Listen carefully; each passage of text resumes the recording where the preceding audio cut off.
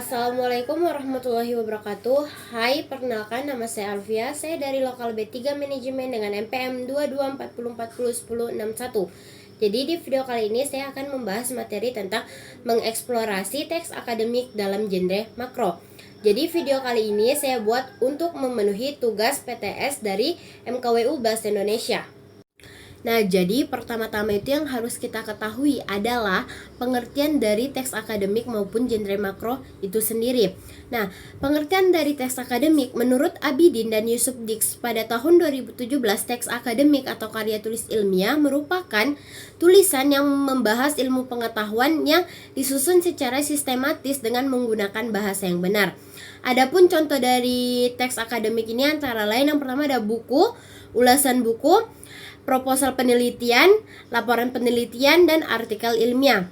Sedangkan genre makro adalah genre yang digunakan untuk menamai sebuah jenis teks secara keseluruhan.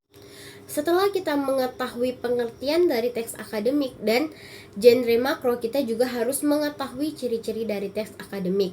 Adapun beberapa ciri-ciri yang dimiliki oleh teks akademik. Yang pertama, teks akademik sederhana dalam hal struktur kalimat.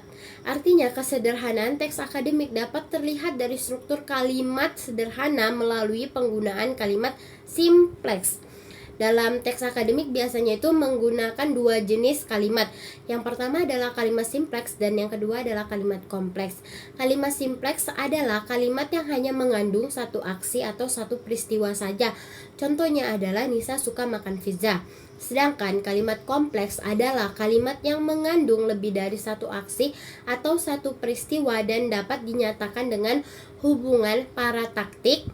Hubungan paraktaktik itu adalah kata dan, tetapi, atau, sedangkan, dan bisa juga dinyatakan dengan hubungan hipotaktik. Hubungan hipotaktik itu seperti kata jika, karena, ketika, sehingga. Adapun contoh dari kalimat kompleks tersebut adalah Yusuf suka begadang sehingga ia sering terlambat bekerja.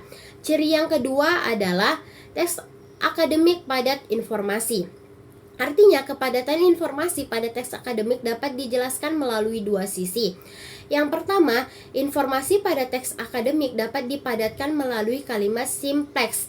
Dan yang kedua, informasi pada teks akademik dapat dipadatkan melalui normalisasi.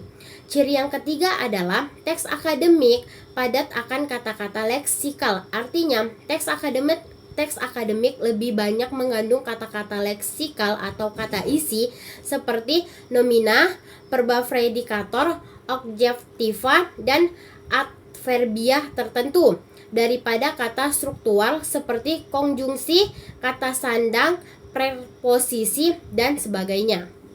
Ciri yang keempat adalah teks akademik banyak memanfaatkan normalisasi. Artinya, sebagai upaya pembedaan, normalisasi ditempuh dengan mengubah leksikal non-benda seperti verba, adjektiva, adverbiah, konjungsi menjadi leksikal benda atau nomina. Nominalisasi pada teks akademik ditunjukkan untuk mengungkapkan pengetahuan dengan lebih ringkas dan padat. Ciri yang kelima adalah teks akademik banyak memanfaatkan metafora gramatika melalui ungkapan inkongruent. Artinya, metafora gramatika adalah pergeseran antara satu jenis leksikal ke jenis leksikal lainnya, atau dari tantanan gramatika yang lebih tinggi ke tantanan gramatika yang lebih rendah. Metafora gramatika terjadi pada ungkapan yang inkongruen sebagai kebalikan dari ungkapan yang kongruen. Ciri yang keenam adalah teks akademik banyak memanfaatkan istilah teknis. Istilah teknis merupakan penamaan kepada sesuatu dengan menggunakan nomina yang antara lain dibangun melalui proses nominalisasi. Istilah teknis merupakan bagian yang esensial pada teks akademik karena istilah teknis digunakan sesuai dengan tuntutan bidang ilmu, tantangan keilmuan, dan latar atau setting pokok persoalan yang disajikan di dalamnya. Ciri yang ketujuh adalah teks akademik bersifat taksonomi dan abstrak. Taksonomi adalah pemetaan pokok persoalan melalui klasifikasi terhadap sesuatu. Teks akademik dikatakan abstrak karena pokok persoalan yang dibicarakan di dalamnya seringkali merupakan hasil dari memformulasikan pengalaman nyata menjadi teori. Ciri yang kedelapan adalah teks akademik banyak memanfaatkan sistem pengacu ekspora. Pengacu ekspora dimanfaatkan pada teks akademik untuk menunjukkan prinsip generalitas bahwa benda yang disebutkan di dalam kelompok nomina bukan benda yang mengacu pada penyebutan sebelumnya. Ciri yang kesembilan adalah teks akademik banyak memanfaatkan proses relasional identifikatif dan proses relasional atributif. Artinya, proses relasional identifikatif merupakan alat yang baik untuk membuat definisi dan identifikasi terhadap sesuatu. Sedangkan proses relasional atributif merupakan alat yang baik untuk membuat deskripsi dengan memanfaatkan sifat, ciri, atau keadaan benda yang dideskripsikan tersebut. Ciri yang ke-10 adalah teks akademik bersifat monologis dan banyak menggunakan jenis kalimat indikatif dan deklaratif.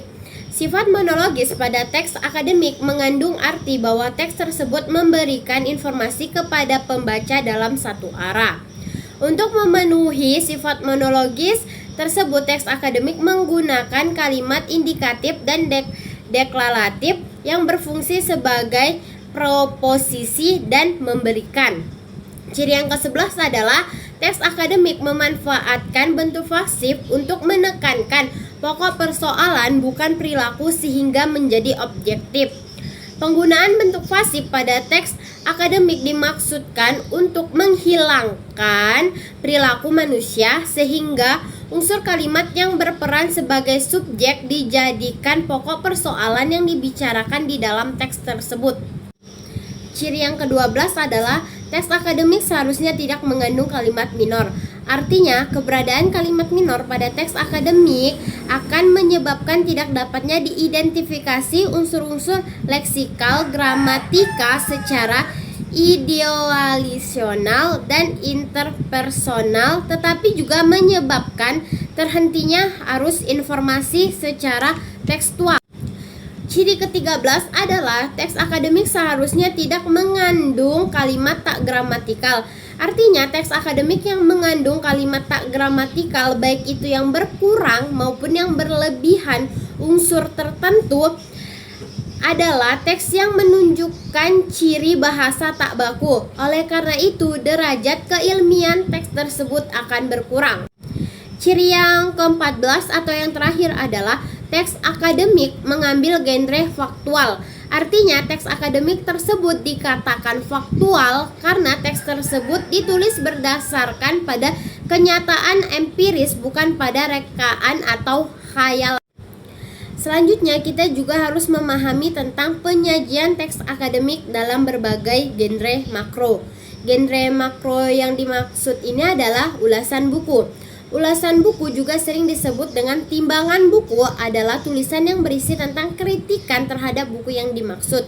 Ulasan buku semacam ini diperlukan pada saat penyajian kajian pustaka dalam proposal penelitian, laporan penelitian yang dapat berupa skripsi, tesis, dan disertasi atau artikel ilmiah.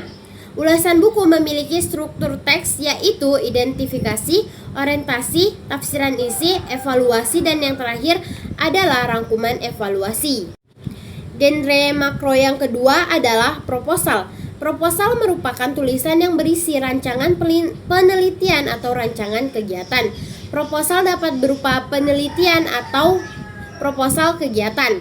Proposal penelitian memiliki struktur teks yaitu pendahuluan, landasan teori atau tinjauan pustaka, metodologi penelitian. Adapun proposal kegiatan memiliki struktur teks pendahuluan, tatanan laksanaan kegiatan, dan penutupan. Genre makro yang ketiga itu adalah laporan. Laporan dapat dikelompokkan menjadi laporan penelitian dan laporan kegiatan. Laporan penelitian memiliki struktur teks yaitu pendahuluan, landasan teori dan tinjauan pustaka, metodologi penelitian, hasil, pembahasan, dan penutup. Adapun struktur dari laporan kegiatan yaitu pendahuluan, deskripsi kegiatan, pelaksanaan kegiatan, dan penutup. Genre makro yang terakhir itu adalah artikel ilmiah. Artikel ilmiah dapat dikelompokkan menjadi artikel penelitian dan artikel konseptual.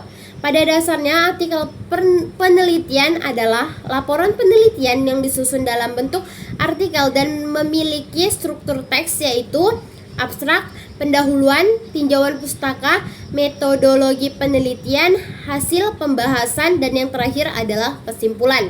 Sedangkan artikel konseptual adalah artikel sebagai hasil pemikiran mengenai sesuatu secara konseptual dan memiliki struktur yang lebih fleksibel tergantung kepada cangkupan pokok persoalan dan konsep teori yang digunakan. Dari materi yang saya sampaikan di atas dapat disimpulkan bahwa teks akademik atau teks ilmiah dapat berwujud berbagai jenis, misalnya buku, ulasan buku, proposal penelitian, laporan praktikum, dan artikel ilmiah. Jenis-jenis tersebut merupakan genre makro yang masing-masing di dalamnya tercampur dari beberapa genre mikro, misalnya deskripsi, laporan, prosedur, eksplantasi, eksposisi, dan diskusi. Genre makro adalah genre yang digunakan untuk menamai semua jenis teks secara keseluruhan. Dan genre mikro adalah subgenre yang lebih kecil yang terdapat di dalamnya dan dipayungi oleh genre makro tersebut. Teks akademik seharusnya tidak mengandung kalimat minor, teks akademik seharusnya tidak mengandung kalimat tak gramatikal, dan teks akademik biasanya mengambil genre faktual seperti deskripsi, prosedur, eksplantasi, eksposisi, dan diskusi, bukan termasuk genre fiksional.